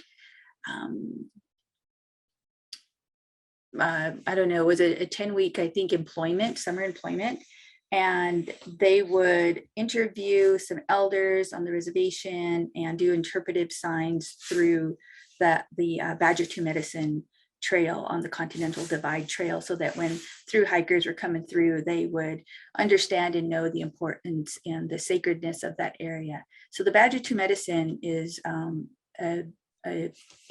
an area that is where we call the backbone of the world from the Blackfoot perspective. And our creation story is there. There's a lot of our history there in that area. And so I thought it was really meaningful to, work with the youth to bring that forth for people to understand and know where they were coming through. What was exciting is we developed like a curriculum to work with them that summer. And then the next summer, which was 2020, and everybody knows how that summer went, we were going to have like this big barbecue, community barbecue, and invite the Blackfeet Reservation community. And I know it would have been like a big hit. It would have went down in history. I just felt it. And of course that didn't happen. So that project kind of went halted.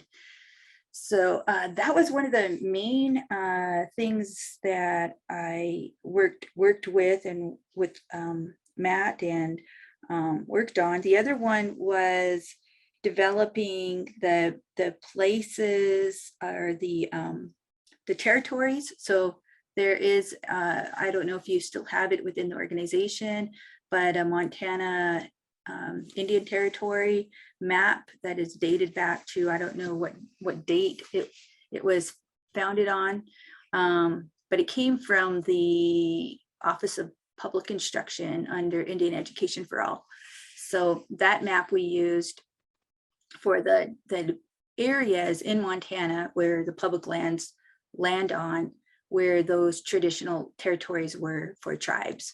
And instead of calling it like the Blackfeet, we would go with the actual language name, which is the Southern Pagan, the Abskapi Bagani. And so are the Fort Belknap, over in Fort Belknap is the Gros-Ventre and Assiniboine, but they go by the Aani and Nakota tribes. Nakota is Assiniboine, Aani is the Gros-Ventre.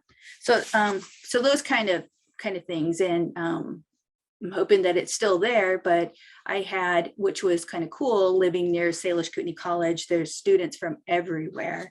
So I actually got students here at Salish Kootenai College to just do an audio in their language of their tribe so that we could have it, stored there at Wild Montana so people could be able to say it correctly.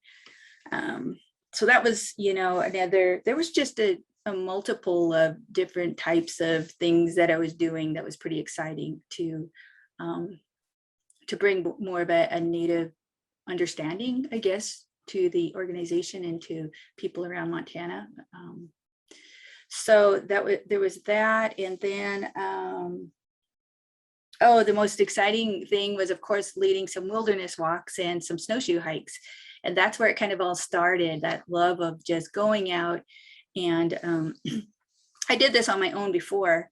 And so going out and just doing the theme as far as the stories of the landscape. So I know, of course, being Blackfeet, know the stories of the different areas over there. So the Badger 2 Medicine, I would take people in and tell stories there. The Sweetgrass Hills, which is BLM lands up north central Montana. We did some stories up there, which is a sacred area of the Blackfeet. And those are basically the two areas that I did. And what was really exciting at the time is I found out through, I don't know her name, I forgot her name, but she was kind of monitoring the Eventbrite and the list of the people signing up for these hikes. And there was quite a long list of people on these native indigenous story hikes, the themes. And so that was pretty exciting. And one of the hikes that I really remember that kind of made me wake up to wanting to continue to do this kind of thing was a Sweetgrass Hills hike. It was a Saturday morning. We met in Shelby at 9 a.m. And there was these two guys from Billings, and they said they watched because they really wanted to go on this hike. And they watched, and then when they seen a cancellation, like late that evening, they jumped into it, and they went ahead and jumped in their car at 5 o'clock in the morning to meet us. And I was like, what? Are you serious? I didn't, I was like, that's crazy. And then another lady and her husband came from Helena. Another one came from the Bitterroot, which is pretty far, when you want to go up to Shelby. So that was just really, just inspiring. So fast forward, this year I launched the business, something I've been wanting to do. 2020 was, I would have done it in 2020 because I quit my day job in 2019 in the fall. And, but I got these 2 other job gigs that I just went ahead and did during the pandemic. I didn't know what was happening and going on. And then just this year in the spring, early spring, I decided to launch this business, which is Iron Sheild Creative. And it's kind of a, I don't know how to explain it, but there's the website if you want to kind of go and check it out. So it's an indigenous storytelling company that encompasses, the indigenous storytelling aspect, and it's all about telling our stories from our perspective, whether it's through journalism, photography, photojournalism, filmmaking, and all the things that I've done in my life. And the most fun thing is mostly in the summer and the fall and spring, we're doing cultural workshop hikes. I've got several. If you look at who we are, you can see all the story guides on the Blackfeet Reservation. And at this point, we're not able to go into the Glacier National Park right now. So we are just doing this with the support of Blackfeet Tribal Council. We're able to do it on our public lands, our tribal lands. And so we got a few places that we take people out and for day workshops, and we basically just have fun telling our stories and being real and just bringing that understanding of who we are and our history and our culture and our language. And as you can see, there's so many different story guides, and they all bring to the board different knowledge that they carry.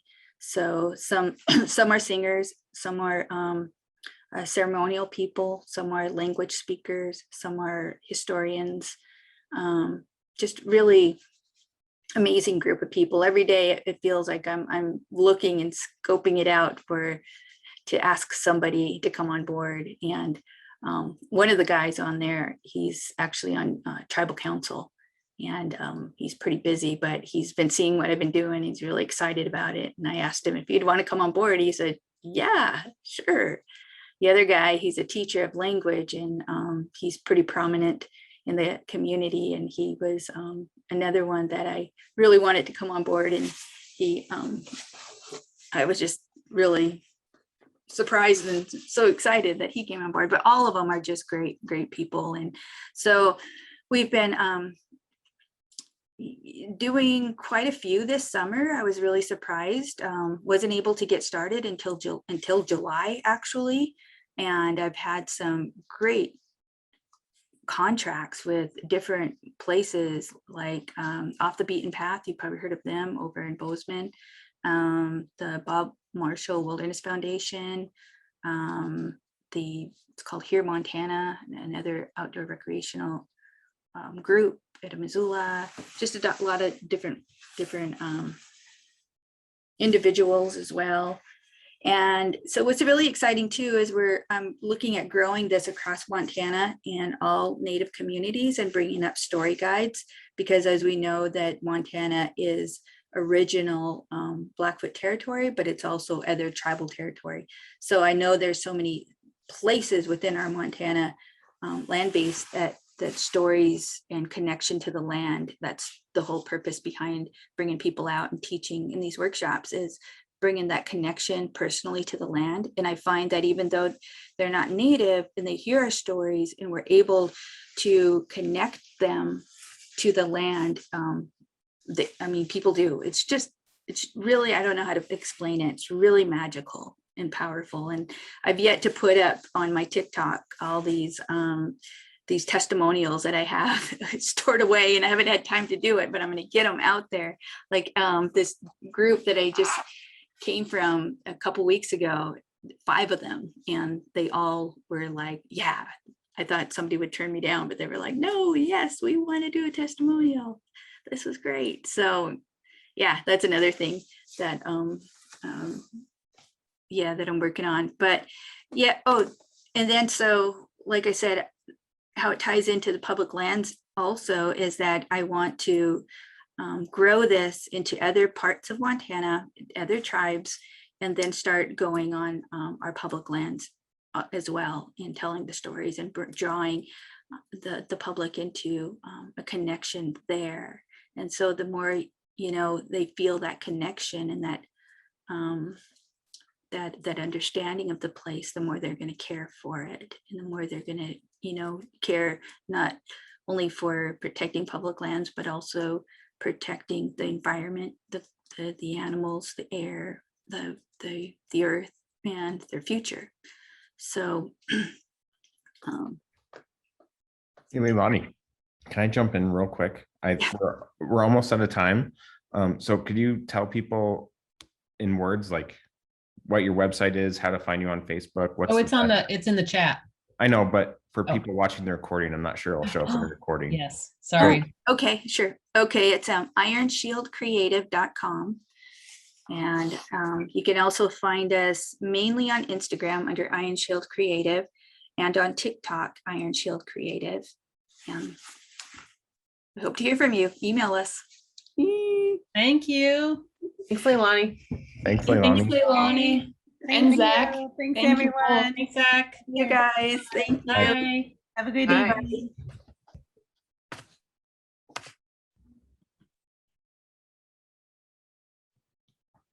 Yes. Hello, Andy. You've safely made it to the Flathead Recreation and Blackfoot Clearwater Stewardship Project group. Hopefully this is where you want to be. I'm here. Excellent. I'm a moving human being.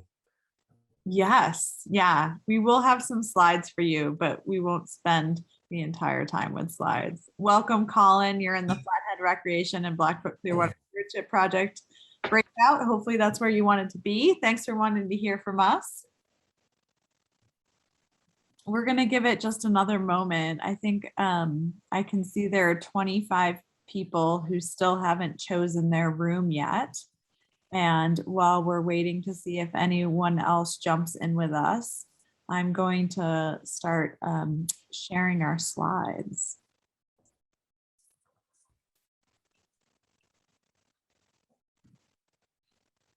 We may have needed a catchier title.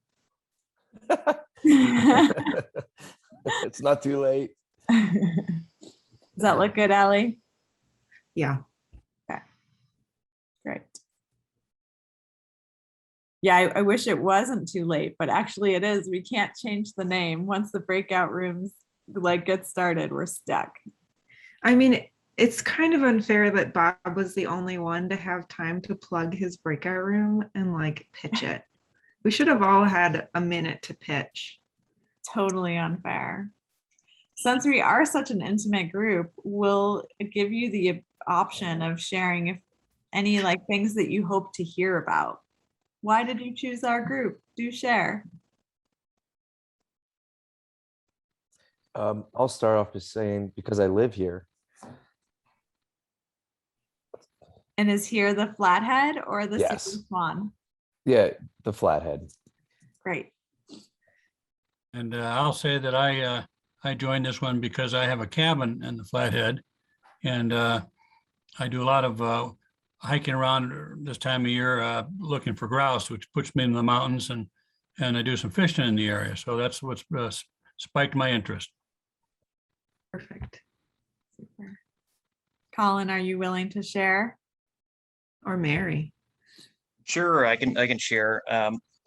Yeah, I'm basically a recreation manager myself. I work for Montana Fish, Wildlife and Parks, and I manage the Smith River, and we're undergoing our management plan update as we speak. And so one of the main issues that we're dealing with are natural, the impacts to the natural resources with the increase in use that we're seeing on the Smith River. And so I'm always interested in other recreation areas, including the Flathead.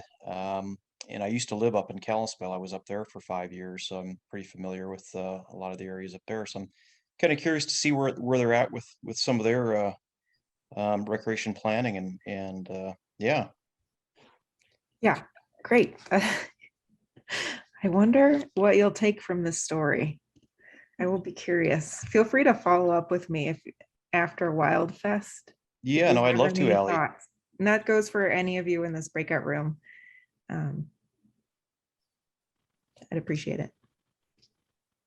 Mary, glad you're with us too. Would you like to share what brought you to our room? Just today, I drove from Big Fork to Helena and was amazed. So joined this group. Well, welcome, Mary. Thank you. Aaron, I'll get started, huh?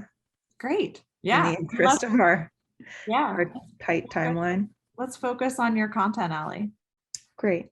Well, I am here tonight to tell you about a Forest Service project called Bunker Park Cabins Project that Wild Montana worked on this spring and summer.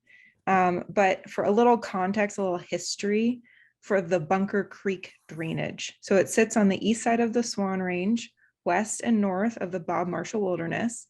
And it's been something of a battleground for wilderness and wild places since 1954, when the Flathead Forest first announced plans to log it, and there were protests in the streets of sportsmen and women. And at that time, they did prevent that logging project, but in the 70s, a road was bulldozed up the drainage to the ridge. And so in the most recent 2019 forest plan, a large area of the Bunker Creek drainage was recommended as wilderness, but not as much as we hoped to see. So Bunker Creek has been included in at least 3 wilderness legislative proposals over the years and hasn't gone anywhere for different reasons. But it's the link between the Bob Marshall and the Swan Range, and it provides connectivity for grizzly bears, and then winter range for elk, mountain goats, and breeding habitat for lynx and wolverine. Bull trout swim in the creek, and it is the entire package. It is a very wild place. There was a significant wildfire there in 2007, and so the view from Bunker Park looks burnt, but it's still ecologically important. So Bunker Park, the site of the project proposal, sat at the bottom of the Bunker Creek drainage, just a few miles south of Spotted Bear Ranger Station. Before the fire, it was a popular dispersed campsite, and there's a vaulted toilet there and a crumbling picnic table. So the project proposal was to take this site, eliminate the free camping, build a cabin village, 4 large cabins housing 6 people each with its own trailer pad, parking area, plus a well, a horse corral, a playground, a river barrier, a second toilet, and a kiosk. And to have it available for rent for spring, summer, well, not early spring, it would be off limits, but summer, fall, and winter, it would be open for rent on rec.gov. And in the proposal details, what stood out to us is that they wanted to avoid doing a full analysis of the impacts by building these cabins under a categorical exclusion. So we are not anti-cabin at Wild Montana, but this project proposal sent up some red flags. And considering the history and ecological importance, it seemed like a really good idea to activate our membership and provide some strongly written comments. So we really stressed our concerns over potential for snowmobile trespass in the wilderness and recommended wilderness that it directly bordered. The Flathead has been unable to police illegal motorized access recently. They don't have the staff, and they fully admit it. So we also made very clear in our comments that this would be something totally new to the Flathead. They are not in the habit of building cabins for rent. They've been converting historical cabins over the years. This would be something very different. So something like this cabin cluster needs more than a categorical exclusion, needs more analysis. And so we thought that the impacts of 24 people every day for 10 months of the year would have significant impacts on the wildlife and also on the recreation experience in the area. and the changes should be considered more thoughtfully.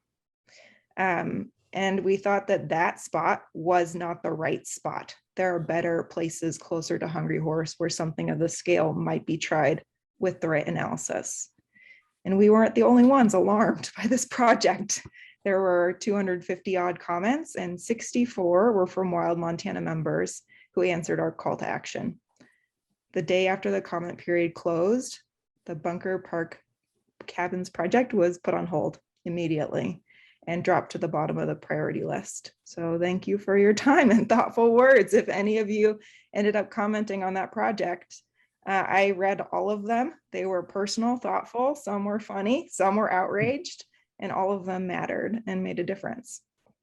And while Bunker Park Cabins is on hold for now, we learned that this cabin village was kind of the tip of an iceberg, and the story is likely going to continue as we were researching and having meetings in preparation for writing the official Wild Montana comments. We started to hear stories about cabin villages ringing the Bob Marshall Wilderness at every trailhead, about hut-to-hut cabin systems stretching from the Canadian border to Yellowstone. We heard rumors of private funders representing recreation interests who wanted to build these cabins on public lands, and we had to know more. In order to get out of the land of rumors, we submitted 2 FOIA requests and found that indeed there have been 29 cabin village building sites identified in Spotted Bear Ranger District alone. Internal discussions about how they will have to close dispersed camping in order to build their rec.gov cabins in order to keep the recreation infrastructure numbers level and avoid the grizzly bear core management rules. And 5 years of internal discussions and discussions with timber or recreation industry professionals about cabin building in the Flathead without a chance to hear from the public. So now is the time, probably an excellent time, to encourage the Flathead National Forest to talk to the public about the future of visitor use management and recreation infrastructure, what that should look like here in Northwest Montana. Do we need cabins? Do we need more campgrounds? Where? How will they be dispersed? How will we mitigate the impacts?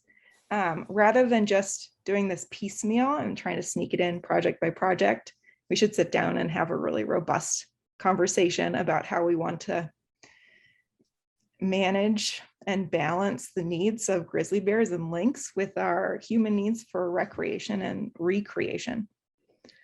So I hope my story was entertaining, and we will have time for questions, but I'm going to let Erin talk about Blackfoot Clearwater Stewardship Act first.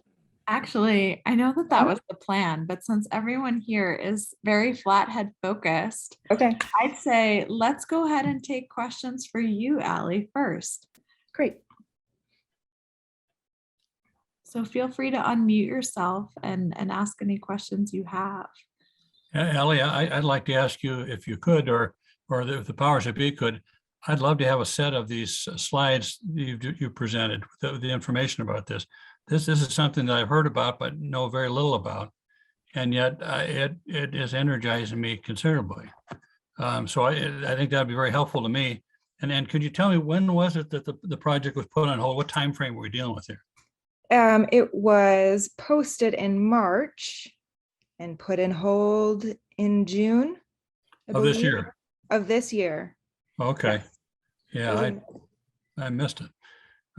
It was very fast. We asked for an extension so that we could let more people know about it, and they declined.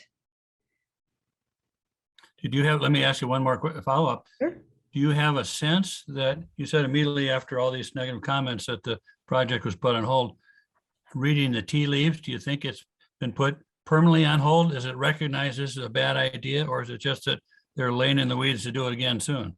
The district ranger is very determined. He is not evil. He is not bad in any way. He is not anti-wilderness, but he really believes in cabins, and cabins is how he wants to make his mark. So we may have convinced him to look elsewhere for the right site, but I don't think we've heard the last of this. And right now we're really pushing him to say, before you put together another project proposal, please, let's think about this on a landscape level. How can we plan more than just village by village piecemeal without looking at cumulative impacts? I don't think we've heard the last of it. Are you, Ellie, part of is there a committee that's working on this? Not yet. Okay. So far, it's just been all of the conservation groups in the Flathead have been talking to each other and sharing insights, but there's no collaborative committee formed. If there ever becomes one, put my name on it. Absolutely. Yeah, I got a question for you, Allie. Okay, Andy. By farther north, you think it's going to be more like closer to the reservoir, closer to Route 2, drainage, Hungry Horse, or? I think that it would be more appropriate to build a cabin closer to the reservoir, closer to Highway 2, especially if they were planning on keeping it open in the winter. Putting it up against the wilderness boundary 60 miles down a dirt road and then not having the ability to like manage that site and keep eyes on it is a bad idea. So if they really want to do cabins, they can find a spot that I think conservationists can live with, and it's more likely to be in Tally Lake area or near the reservoir, like northern reservoir. Yeah, that makes a lot more sense.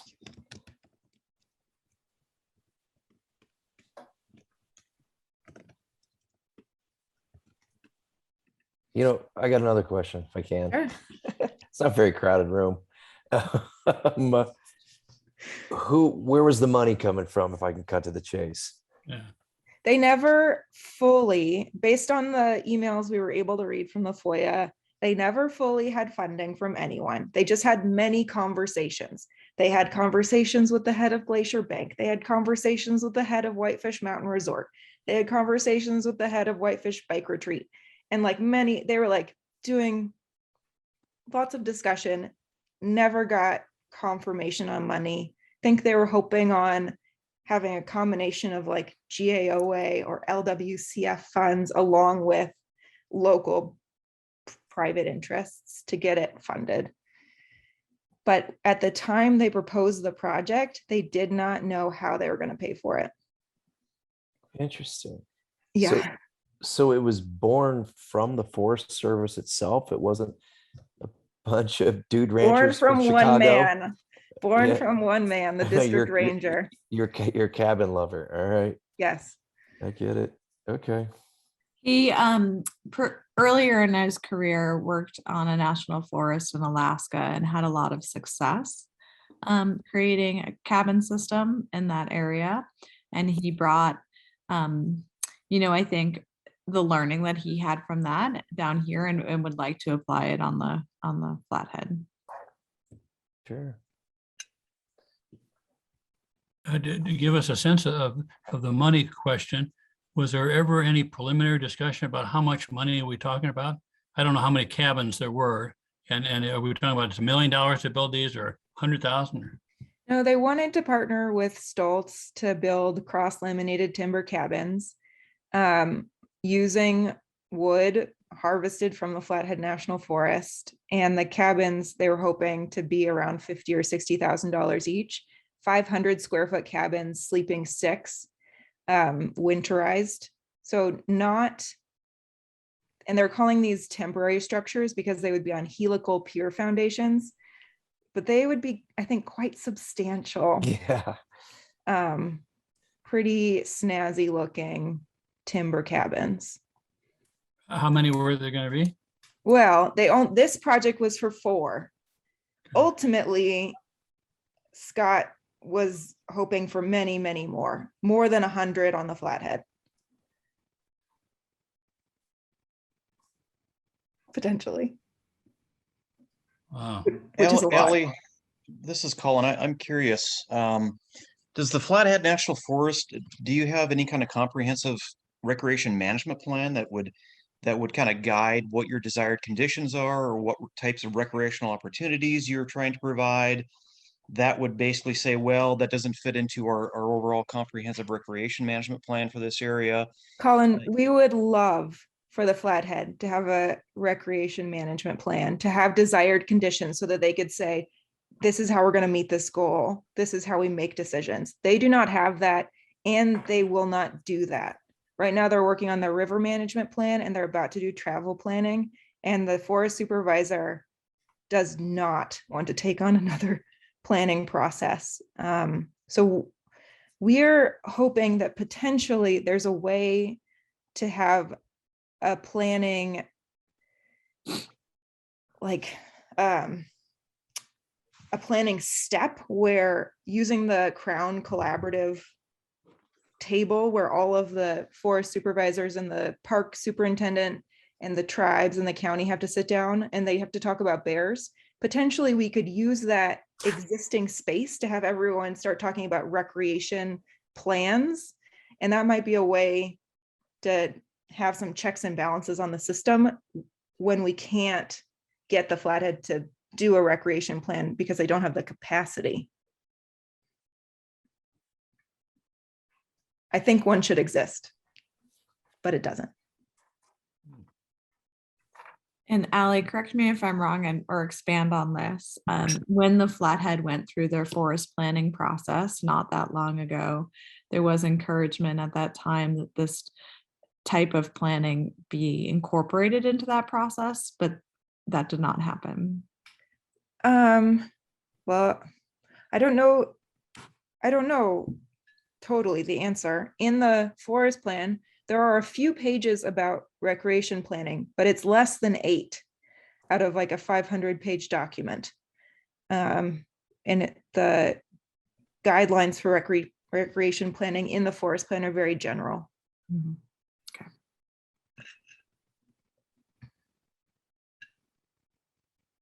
Great question, Colin. So how does that get fixed? I mean, is it, I know they're going to say funding.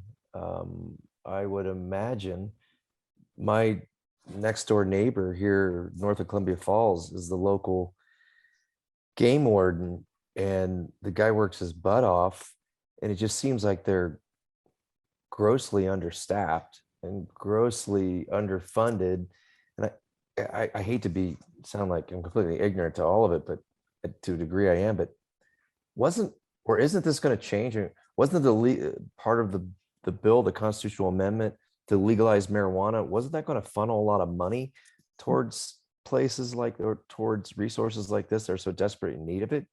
And I guess we'll all wait. I know there was some shenanigans going on in Helena about where that money was going to go, and I think they're still pulling back and forth. But I asked him that same question, like, hey, you got to finally get some new trucks and not be in the middle of the woods 30 miles up the North Fork telling a hunter he can't take a deer out of season by yourself. And he's like, his response was, we don't know. We don't know if we're ever going to get anything more. I can't answer the question about the marijuana funding, but there is, if the infrastructure bill passes, there's a lot of money in there.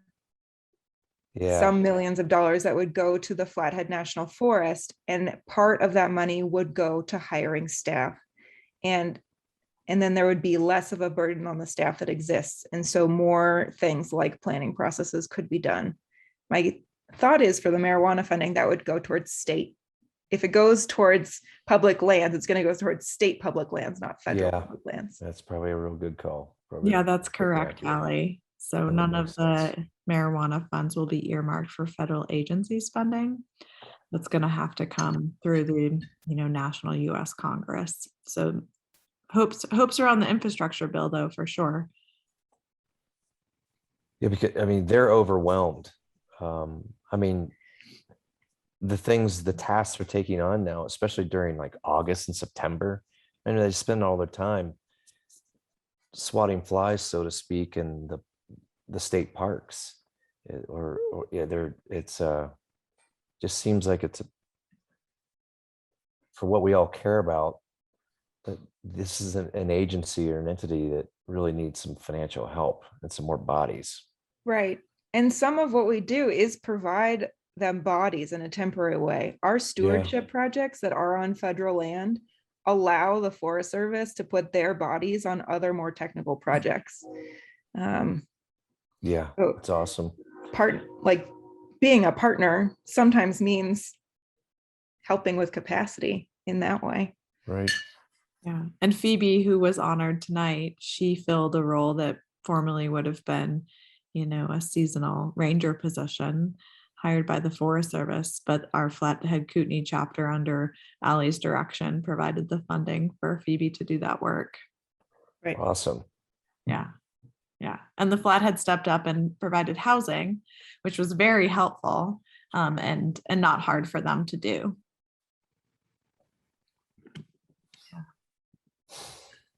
Well, I'll show you all one slide really quickly.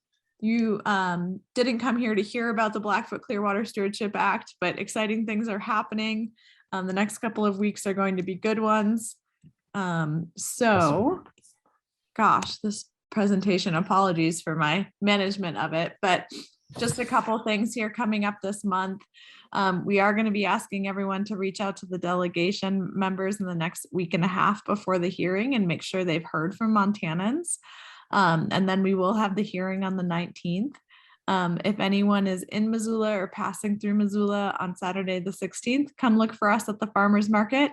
And we've got a fantastic new film featuring John McLean, Norman McLean's son, the author of A River Runs Through It, that's coming out soon.